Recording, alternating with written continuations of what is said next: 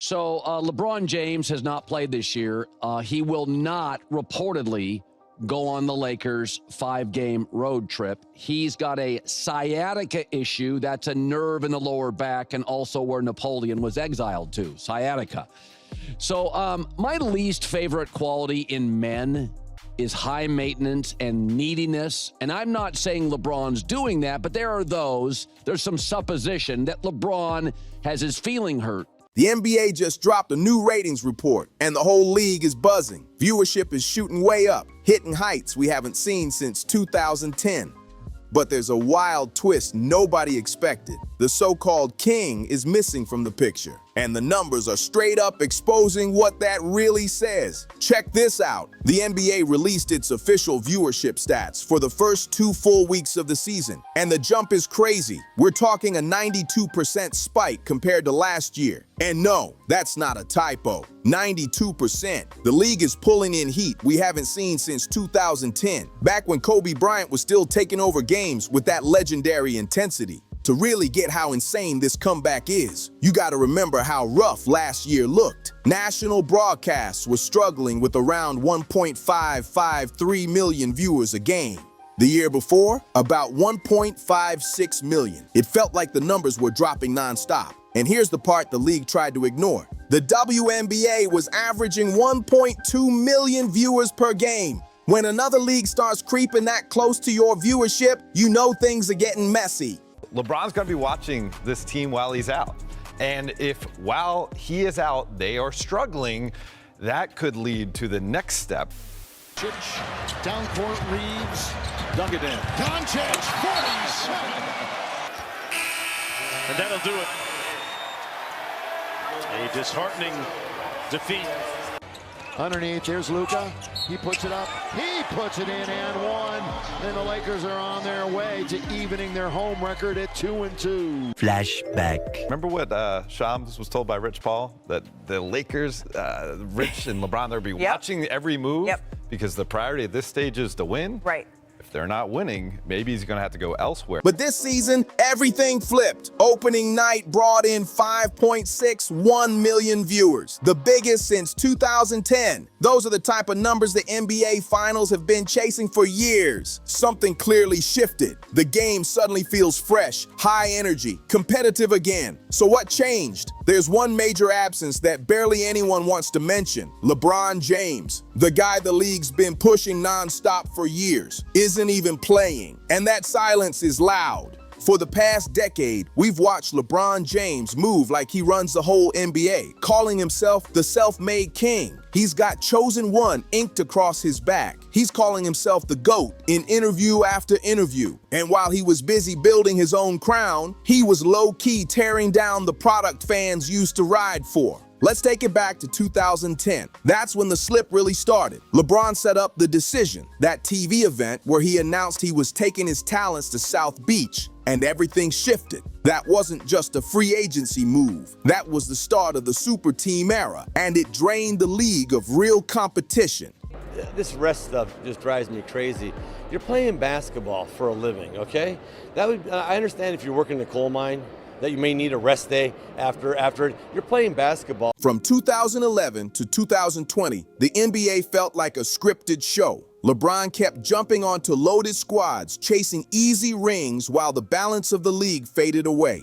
First Miami with Dwyane Wade and Chris Bosh. Then back to Cleveland where they stacked up with Kyrie Irving and Kevin Love. Then off to the Lakers. Every stop came with demands for more stars, more trades, more stacked teams. Everything became about loading the deck instead of grinding for competition. Fans got tired of it fast. Who wants to watch a league where one guy keeps bending the board in his direction every season? Sports are supposed to be unpredictable, fiery, and up for grabs. Anyone can win on any night. But LeBron's whole player empowerment wave flipped that. He became the leader of a movement where stars followed the same pattern. Kevin Durant joining the 73-win Warriors, players pushing for trades nonstop, loyalty turning into a punchline. The competitive fire that built basketball started fading, and LeBron was driving that trend. And trust me, it didn't stop at super teams. What do you think of when you hear the term load management thrown around? It shouldn't be needed, first and foremost. you know, I never wanted to miss a game because it was an opportunity to prove. It was something that I felt like, you know, the fans are there to watch me play. I want to impress that guy. But you have to really play hard. Does that hurt you physically? No, because when I play hard all the time. You know, there's no turn it on here, turn it off here. It's just 110% all the time. LeBron kicked off something even worse for the league. The era of not even trying. Load management turned into the new lifestyle, with players sitting out games for rest while cashing massive checks. And the whole thing made the game look weak. Guys started giving half-effort defense or no defense at all, and everything felt softer, slower, and way less exciting. Yeah, LeBron wasn't the only one doing it, but he was the face everybody saw. The main star of the league taking nights off, the same guy calling himself the greatest ever, skipping regular season games fans paid real money to watch. And when he did step on the court, the defensive energy wasn't even close to what past generations brought. Now ask yourself, what pops into your head when people mention load management today? It's become a whole culture. Meanwhile, salaries kept blasting upward. Players were making record-breaking money while giving some of the lowest effort we've ever seen. And the product took the hit. Games turned predictable. Nothing but three-point shootouts, same plays every night, everything blending together. It felt dull, repetitive, and empty, and fans caught on fast. They're not clueless.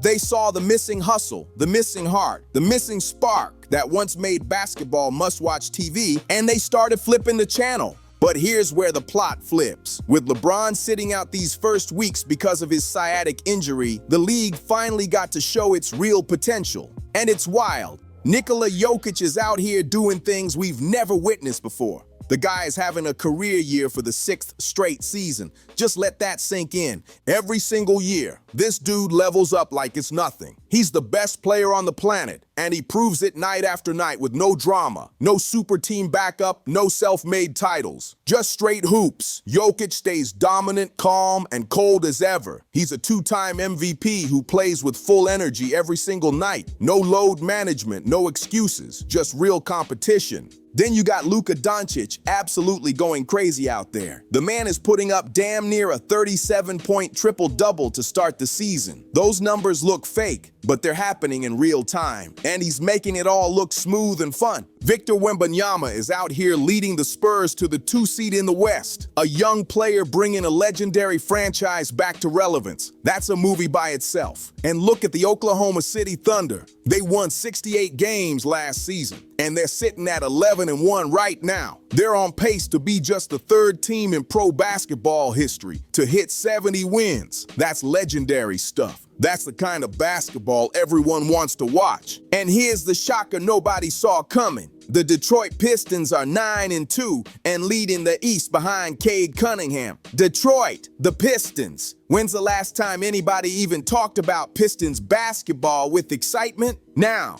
they're one of the best stories in the league. Everywhere you look, there's a new storyline. All of them exciting, all of them fresh, all of them finally possible because the NBA isn't stuck under LeBron's shadow anymore. And here's the part LeBron fans really don't want to hear. The Lakers are thriving without him. They're 8-3 while he's out, sitting 4th in a loaded Western Conference, and the basketball looks clean and smooth. Austin Reeves has been going crazy this season, stepping up in a huge way. He's averaging 31 points and 9 assists, and he's finally showing everybody what he can really do when he's not stuck standing in the corner waiting for LeBron to decide if he's gonna swing the ball his way. The squad finally has energy, rhythm, and real teamwork. This is what Lakers basketball is supposed to look like. But here comes the bad news. LeBron is reportedly close to returning. He's been practicing with the Lakers' G League affiliate, getting ready to ramp things up, and his comeback could happen any day now. And you really gotta wonder, when he steps back on the court, what direction does this team go? History says things usually slide downhill once he takes over again, because we all know how it goes. Once LeBron returns, the ball sticks in his hands every possession. Bronny will end up right back on the bench,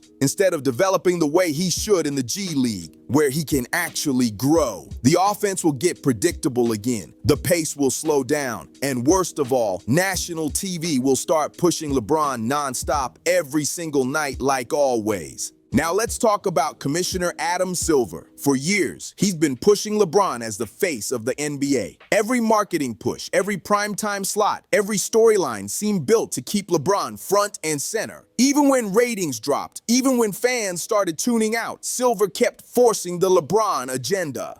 But recently, something interesting slipped out. Silver was asked straight up who the greatest player of all time is, and he said Michael Jordan. And then he added, "Don't tell LeBron I said that." That little joke said everything without saying it loud. Even the commissioner knows the truth. He knows LeBron isn't Jordan. He knows the whole GOAT debate was built up for marketing. And deep down, he probably realizes the league's obsession with LeBron has been hurting the product for years. Silver dropped another important line, too. He said he's done anointing the next face of the NBA the way they did with LeBron. He said the next superstar has to earn it through real competition, just like Jordan did. That's basically code for, yeah, we messed up pushing LeBron this hard. And trust me, players around the league have noticed that favoritism. Isaiah Thomas even called out the league's bias, pointing out how LeBron gets away with stuff other players will get fined or suspended for. That double standard became impossible to ignore. And we can't skip over the LeBronJames situation either. The Lakers drafted LeBron's son just to force the father-son duo storyline into history. Never mind that Bronny wasn't ready for the NBA. Never mind that he should be getting real reps in the G League. The league and the Lakers bent over backwards just to give LeBron whatever he wanted, even when it didn't help the product. That's been the script for years. Give LeBron what he wants, shape the league around him, keep him happy, and watch the ratings slide. Now look at how the eras stack up. Back in 2010, when Kobe Bryant was the face of the NBA, everything was thriving. Ratings were strong, fans were tapped in, and several teams had real chances to compete. The league felt alive, and that was the last time NBA viewership hit levels anywhere close to what we're seeing in these first few weeks. And guess what?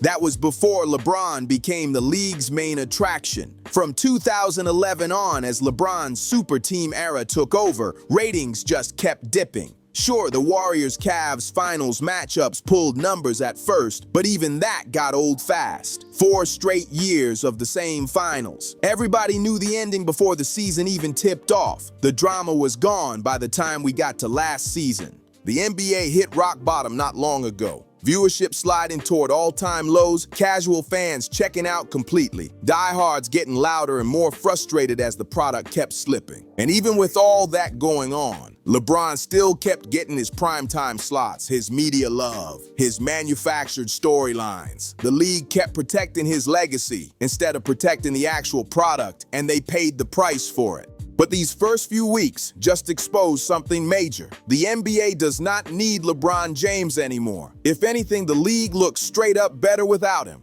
The ratings are showing it, the hype is showing it, the competition is showing it. Here's what we know for sure. The NBA just had its best opening weeks in over a decade. Viewership is up 92% from last season. Young stars are cooking, new teams are shining, the competition is real again, and the whole product finally feels alive. And the one big thing that ties all this success together, LeBronJames has been on the sideline. Now he's about to return, turning 41 in December, and the end of his run is finally coming into view. And honestly, for the league, for the fans, for the game itself, that ending can't arrive quick enough. Adam Silver won't say it in public, he can't, but the numbers already said it loud without him. LeBron's era almost dragged the NBA down, and this sudden revival is happening because he's not playing. The path forward is crystal clear. Stop pushing tired old narratives. Stop protecting one player at everyone else's expense. Let the young stars own the moment. Let the competition breathe again. Let the best product take over. These 3 weeks without LeBron just showed the world what the NBA can finally be. And it only works if they're ready to turn the page and move on from the self-proclaimed king.